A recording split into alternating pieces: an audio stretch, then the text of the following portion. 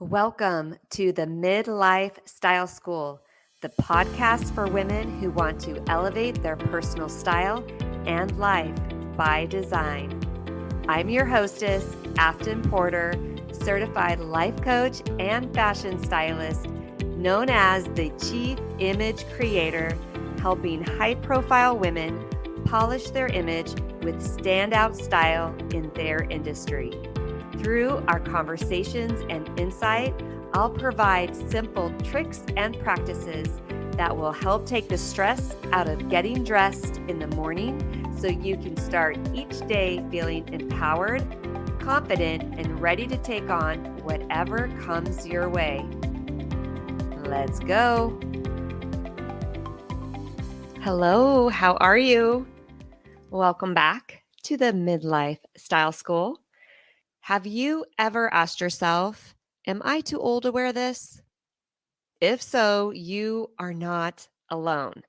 We are diving into the topic that's not discussed often enough in the fashion industry, but impacts us women in midlife.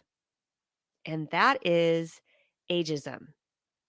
It is affecting your personal style right now. You might be wondering, what is ageism? Ageism is essentially a discrimination or prejudice against an individual or group based on their age. It was a term coined back in 1969 by Robert Neal Butler. And ageism can be directed towards any age group, but we are specifically talking about midlife women because that is where it's most prevalent. That is where my heart is. And that is the discussion that we're talking about. And it stems from our individual internalized stereotypes and society expectations. It's our beliefs about women at our age and what we should and should not be doing. And where do we fit in society? If you're wondering if you have any of these ageism beliefs or how it might come out, have you asked yourself any of these questions? We already brought up one. Am I too old to wear this? Another one, shouldn't I be dressing more conservatively at my age? Or can I pull off this trendy look? Or will I look like I'm trying too hard? Is it appropriate for me to wear these types of colors and prints at my age? Do these clothes make me look younger? Should I avoid certain styles because they're meant for younger people? Or is my hair too long for my age is another question. Or do I need to change my style now that looks more mature? Some of these questions are coming from a reflection of your belief about society norms and expectations. It's critical to remember, and I just want to make sure I put that out there, that age does not dictate your style. You do. But these questions come up often with women that I'm coaching in my style coaching program, the Midlife Style School. But these are legitimate questions that we ask ourselves because of the beliefs that we hold ourselves and the collective. You know, you might have people at work that are telling you their opinions about women your age and what they should and should not be wearing. I want to show some examples. So, a client of mine, Jane, she's a vibrant woman in her late 50s who loves bold prints and colors. However, she often feels pressure to tone down her wardrobe due to comments from her peers about her style. Or Maria, who loves fashion-forward pieces, but has also been told they are inappropriate for someone her age. Or how many of you have been told, you look great for your age? What is that supposed to mean? Thank you. These are some examples of how ageism is impacting personal style around the globe. When it comes to fashion and style, there are often certain rules that society tells women over 40 they should follow. Commonly, these rules dictate that older women should avoid certain types of prints and colors and styles. They need to tone things down. They need to be more age appropriate. These expectations can limit many mature individuals who want to express themselves through their clothing choices. Ageism in the fashion industry is still very prominent issue today. And this makes many of my clients feel invisible, that what they want doesn't matter, and they don't have a place in society today.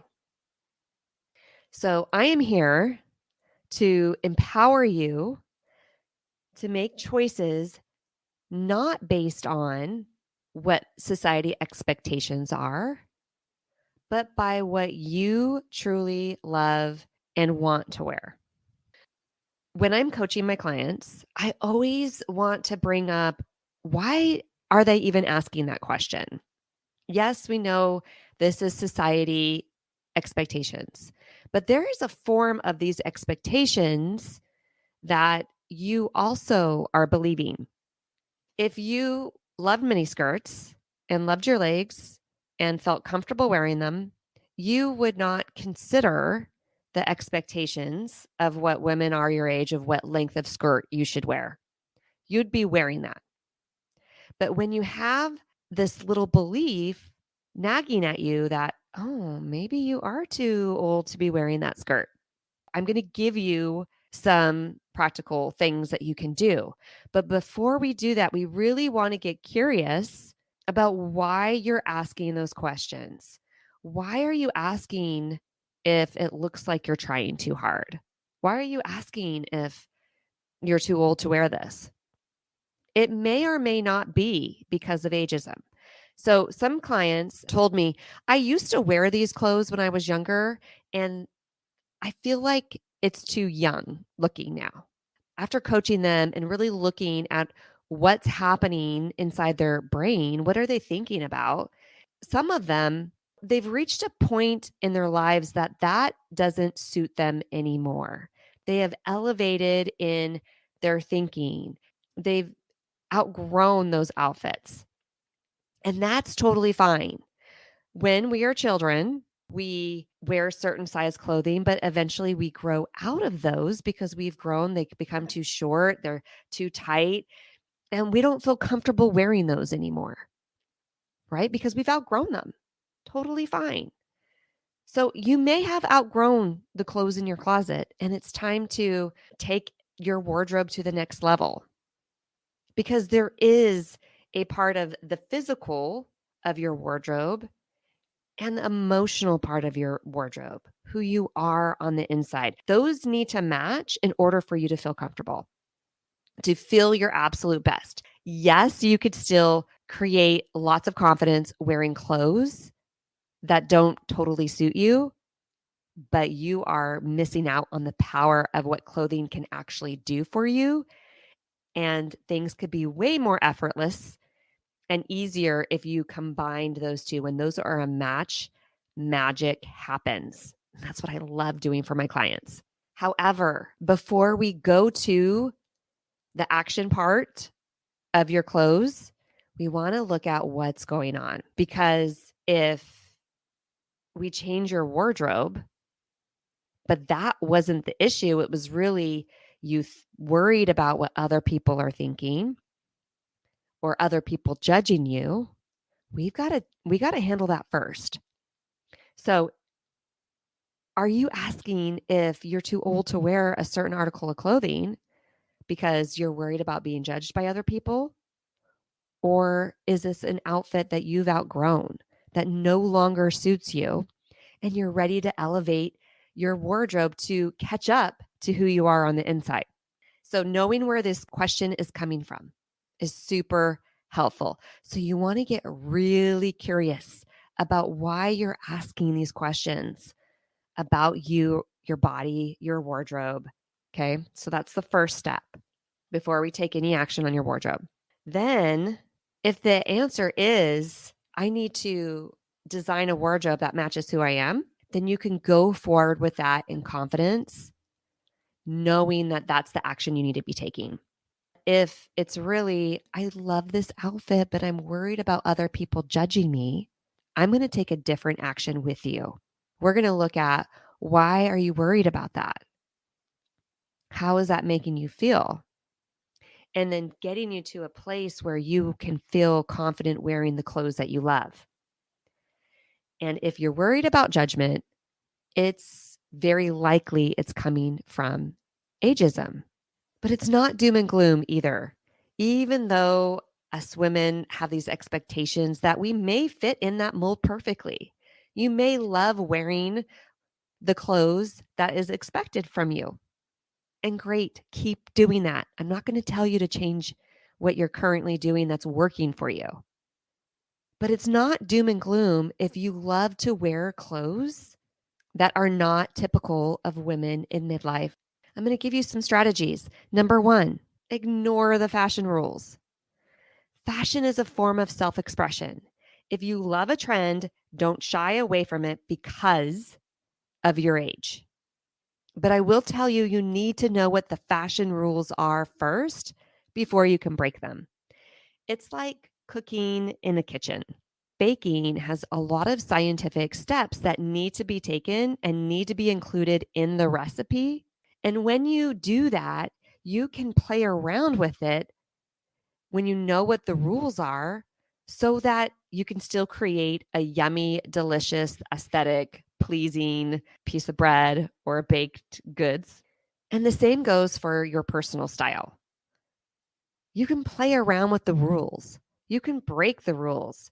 Who says that you can't wear a trend again if you wore it the first time?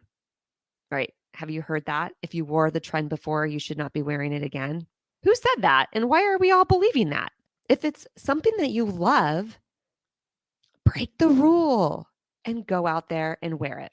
But when you fall in line with the principles of style, it's a science, just like baking.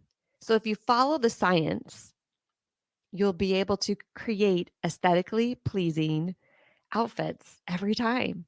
But you do need to know what the principles are, but go ahead and break those rules.